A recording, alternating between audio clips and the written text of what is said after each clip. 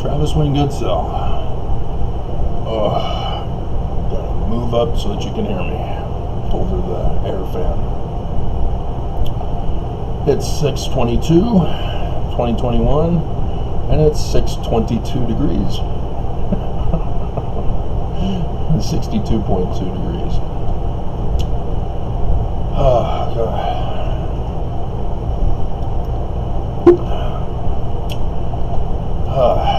Well, in the book of Genesis, there's a story about Sodom getting destroyed. And everybody thinks they know it, and that therefore they don't need to study it any further. The footnotes aren't going to give you any clues, because David Gaunt made sure that they keep the church teaching you that there was 3 instead of 2 messengers, and those eternal salvation questions instead of the number of messengers. Yeah, not angels, messengers. It wasn't messengers until Constantine.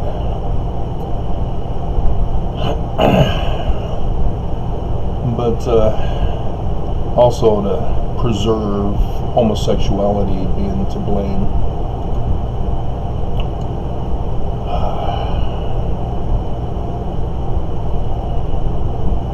Yeah, 16. They don't even, Bruce doesn't even put it in the chapter heading. It says Jerusalem has become as a harlot, reveling in her idols and worshiping false gods.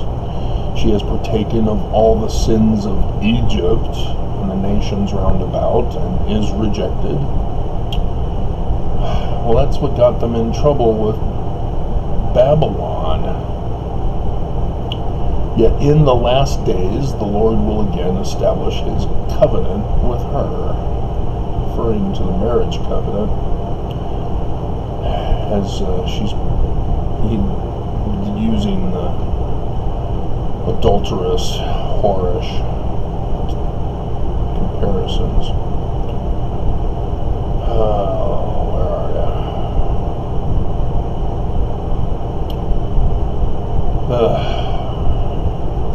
I am in Ezekiel,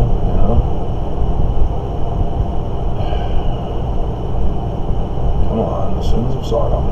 Where are you? Should have looked for this first. Younger sister. So we're getting close. The nice sisters, Sodom and the daughters.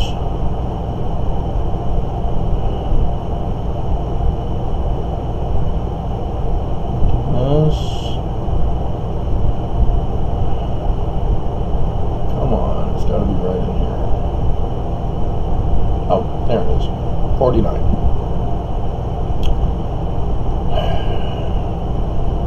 So, in 48, as I live, saith the Lord God, Sodom thy sister hath not done, she nor her daughters, as thou hast done, thou and thy daughters. It's using the feminine singular in plural. And that's why Sodom is being referred to as a female. Behold, this was the iniquity of thy sister Sodom. We first start out with pride. Benson came out in 1986 in his Solemn Assembly conference during priesthood meeting, talking to the Aaronic priesthood, telling them that pregnant women are a deplorable sin. I can't remember the word he uses. He refers to it 2 different words. But yeah, pregnancy is an evil sin. pernicious evil. That was one of them. And so pride is the first one where Benson says that that's doing your own will, not God's will. Doctrine and Covenants, section 1, verse 16 confirms that. Because the Mormons in the last days are going to violate their temple covenants. That's why in another passage, the Lord says that the end of the world will begin in the temple. And so Mormons are following their own spiritual witness, creating their own gods. But then he goes on to talk about fullness of bread. This means wealth. They had plenty of food. But that in and of itself is not evil, because it gets to the real purpose. An abundance of idleness was in her and in her daughters. So, filthy rich with lots of food to eat, and as a result, they're lazy. This is idleness, not idleness. That was referred to earlier. Neither did she strengthen the hand of the poor and the needy. Poor and the needy don't have food. They need food. And it's been the argument of the rich, who are full of bread, to justify not giving the poor food because of the whole fish thing. Give a man a fish and you have to give him a fish for the rest of his life, and he becomes a lazy, idle person. Jeff Bezos was exposed, having documentation or a recording where he said that mankind is naturally lazy. And so that justified him being cruel and inhumane towards his employees. Dear God. But the parable of the fish is wrong. Because you can't just teach a person to fish. Because that then leads into, oh, well, you need to get a grant or a student loan or a scholarship to come to our school so that you can be taught how to fish and you can get right out into the job market to work for someone else. It's a trap. Colleges and universities are now worthless. They do not teach people how to fish. They teach people how to be slaves, to conform and to comply. They regurgitate information and force regurgitation of their students. They don't teach people how to learn.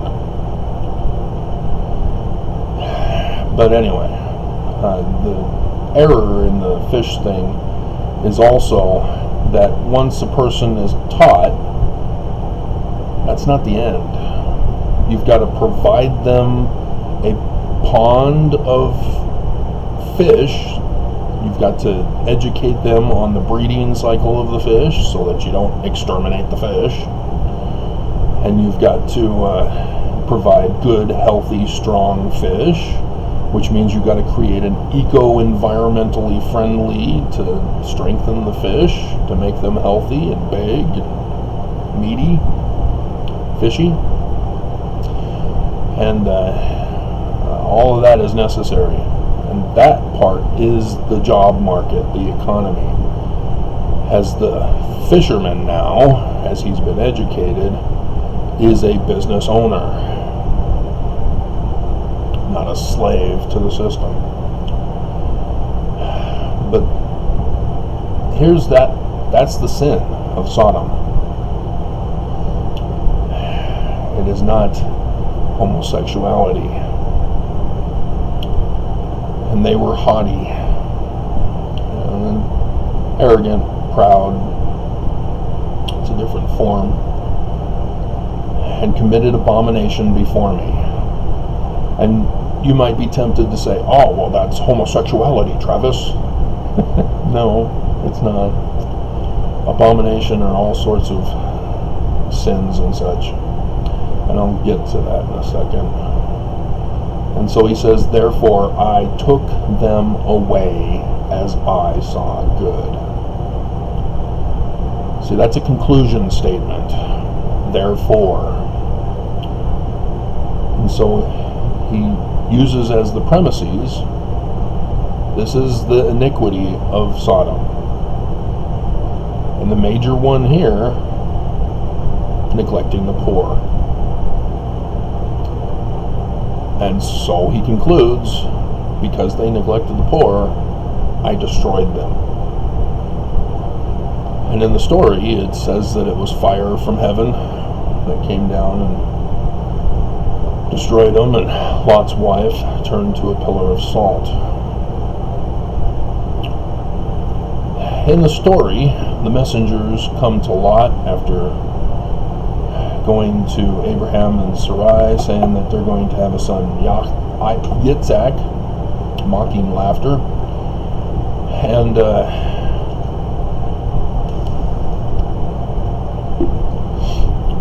they then talk with Abraham about destroying Sodom. And Abraham does the negotiation. Well, if there's 100, okay, well, what about 50? 10? And it stops at 10 and only 3. So yeah, Sodom gets destroyed because the wife goes back. She turns back. And it's the wife, remember? And despite his protection of the messengers, which you guys aren't taught in the church as to what was going on, the biblical author says that Lot had sex with his daughters to give birth to the two different nations that are adversaries of the Jews at the time the Bible was written.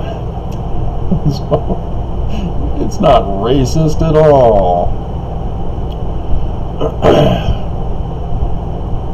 But the townsfolk come to Lot, seeing that there's new people in town.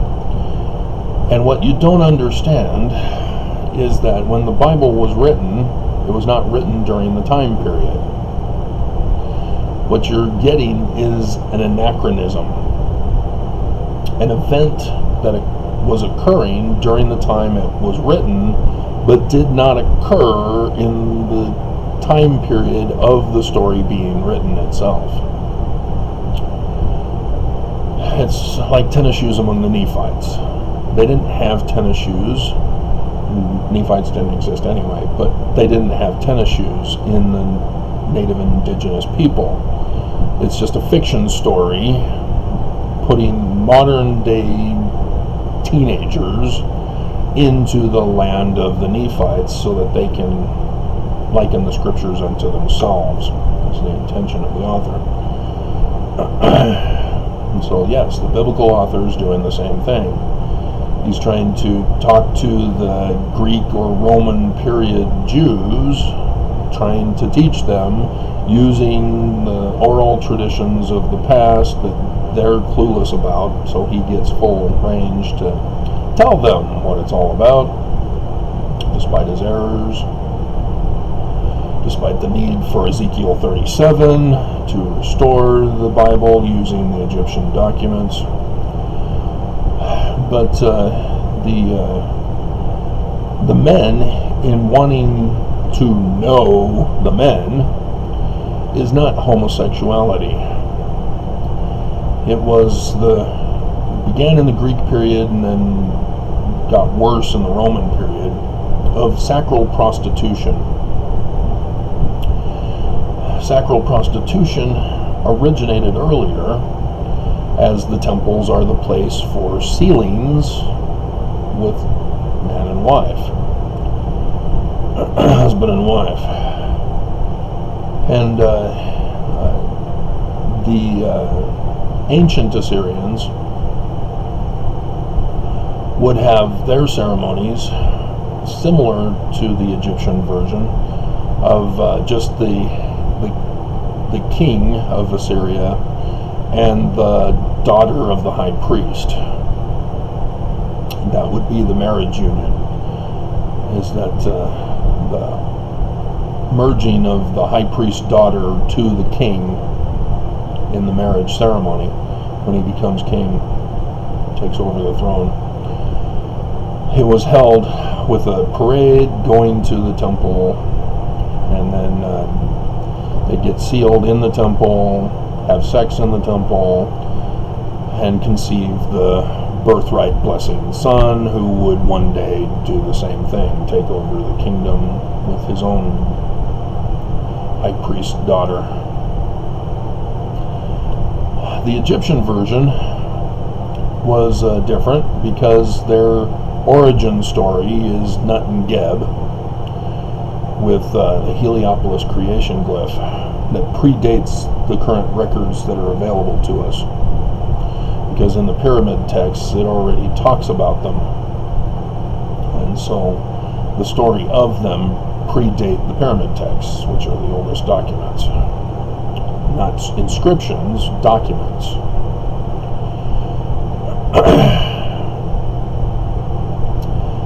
And the story is that they were brother and sister. And in order to solidify the throne, they had to have sex. And it's automatic marriage. They're gods. But later pharaohs would solidify the throne by being married to their sister to carry out the bloodline. And if you're confused about that, go to Abraham chapter 1. Joseph Smith knew all about it, and he tells us that Canaan gets punished because of sex with his sister Egyptus, the daughter of Ham and Egyptus. Yeah, everybody misses that, even Egyptologists in the church. Just a shame and embarrassment. Making Joseph Smith look bad so the church can look good. But anyway,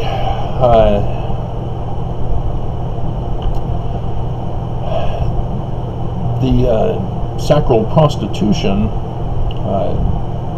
was such that the temple became the place for marriage, and of course having children and giving birth. And so a lot of the Jews, for example, practiced the concept of going to the temple to get the baby blessed. And you see the Gospels, Jesus of Constantine going as a baby, and the priest of the temple is there, or I guess he was just a regular guy, wasn't he? I don't think he was a priest. Or was he a priest? Regardless,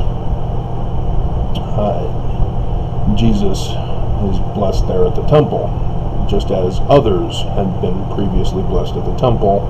In the Anachronism Bible, Old Testament, Tamar, for example, plays a sacral prostitute. Story didn't happen because it's anachronism. Wrong time period. Judah wasn't doing that. That was just to tell the story of the prophecies of the latter-day Messiah Christ, whom Joseph Smith said would be Mormon.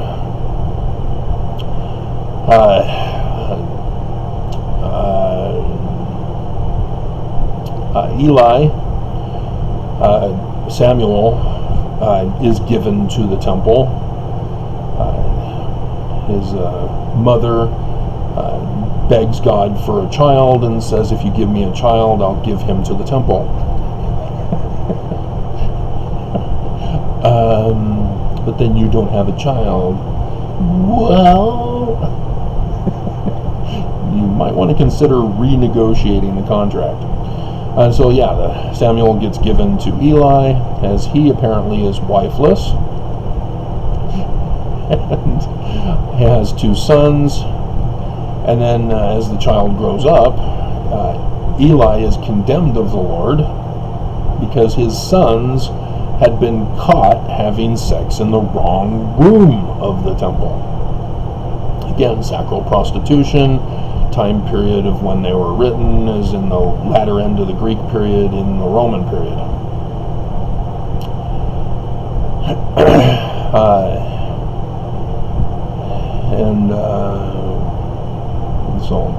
This is the context for the city people of Sodom asking for the men to join them in the temple. It's for sacral prostitution. And yes, it does seem to suggest that it's Roman period rather than Greek period because of the men on men. If you're familiar with Caligula, emperor, he has a movie that has an X-rated version, apparently, but it goes over the sexual debauchery of the Roman period, how they took that to the extreme, and thus the scriptures refer to unfaithfulness to God as being a whore, a harlot, adulterous. Is because of the Roman period time frame in which these anachronisms are being made. And so it's not because of that they were destroyed in Sodom and Lot's wife going back. But the concept of great wealth and the people wanting to go back to the evil and the wealth is a common theme also. The Exodus of Moses, for example. Egyptians are wealthy. They give of their substance. Just as Abraham goes into Egypt, exoduses with his now pregnant wife from Pharaoh, and a whole lot of money. And Isaac the same way. And there's stories with him too. And scholars think it's just a repetition of the story. Well, it's a different story. It's parallel to the Exodus, which is a story about the latter days, because it did not happen. There was no parting of the waters. You can't do that. That defies laws of physics. It's talking about the afterlife, and also about the cycle of life, and birth, and such forth. And the latter-day prophecy of drought, drying up the waters during the Exodus time, as we're about to have happen. And the great and abominable church, as described in the Book of Mormon, also filthy rich. They lavished buildings and temples and clothing and furnishings, but the people, the saints, are poor. They suffer and are murdered. They're put into bondage, which bondage is slavery. And so, yes, that's exactly what Nelson has escalated under his reign of terror. As Lorenzo Snow is attributed to turning tithing into a protection racket. The pyramid scheme, it's now reported on the BBB. It has a scam tracker.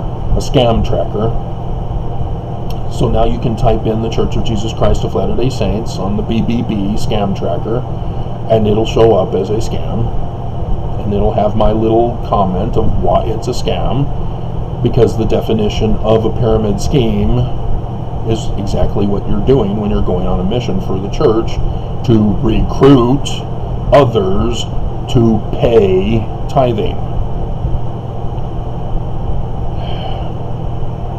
who then are supposed to go on missions to recruit others to pay tithing. That's a pyramid scheme by definition. Thus, it's a scam. But you have the church profiting off of coronavirus. The church came out and said, oh, we're going to follow the government. It's up to them whether we close or open. And then, oh no, we're forced to close as we just traded all our stocks for coronavirus-friendly stocks. Oh, this is going to be temporary. We're going to have cure fasts. 2 of them. Which you're supposed to pay fast offerings for, of which they take 10% and invest it in another investment company other than Enzyme Peak Advisors. And that's for tithing only. The other income money goes through other investment companies. And they don't want us to know their finances. They don't want us to know how much they're worth. And they're a religion. What the hell are they doing? They're supposed to be teaching how to fish and providing the pond that is self-sufficient and self-sustaining so that members can be their own bosses. Nope. We don't want to be a communist church. We don't want to give free handouts. The bishop's storehouse is temporary.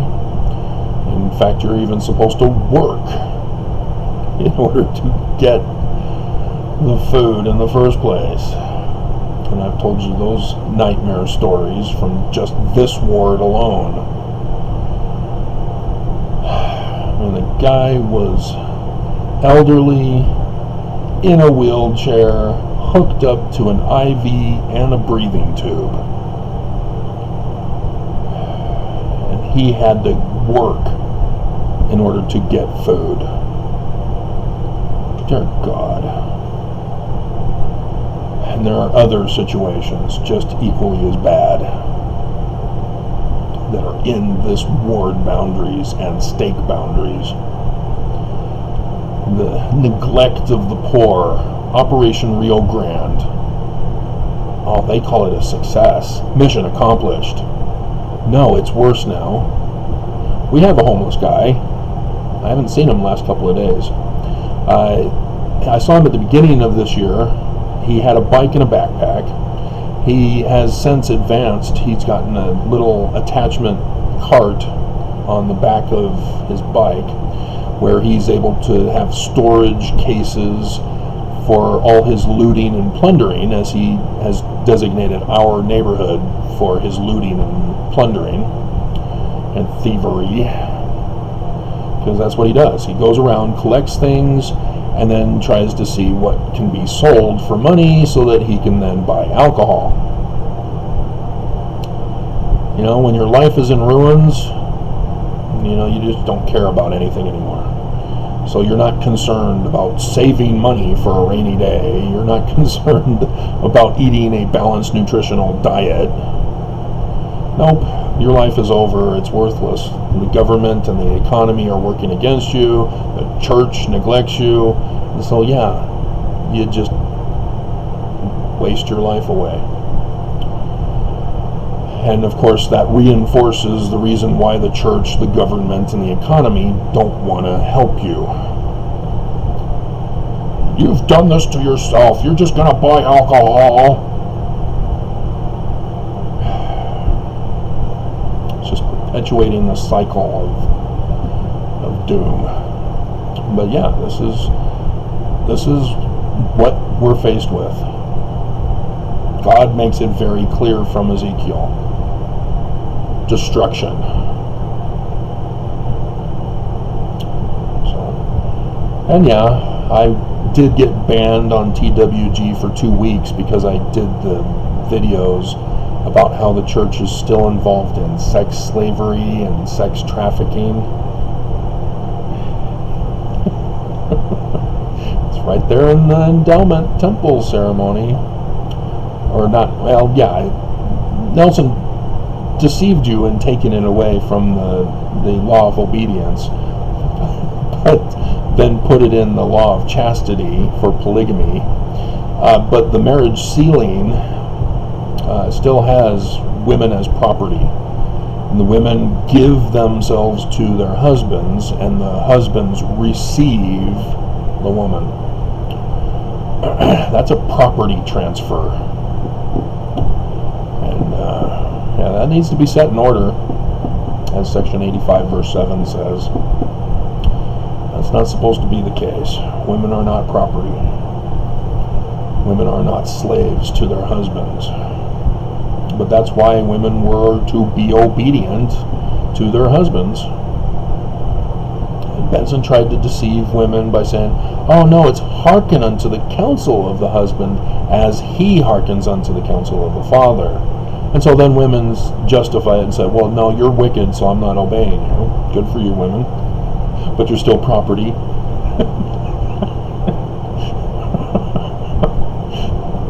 And women took it too far and decided they were going to wear the pants in the family, and that presiding meant just sitting on a throne and shutting up and letting the woman do all the work. Because if you want something done right, you do it yourself. So there you go. Churches to be destroyed because of this neglecting of the poor that is going on. And helping you with Ezekiel 37 at the same time, correcting the Bible for you. And you should read section 37 and what follows after the 2 sticks. There's latter-day information for you that you're missing, because the church, again, doesn't want you to know it. They only have the scripture mastery for the 2 sticks, and so you don't bother reading what comes after. And they don't even touch on Jeremiah 23, I don't believe. And if they do, they should include verse 5 to start with, but I don't think the church wants that to be known.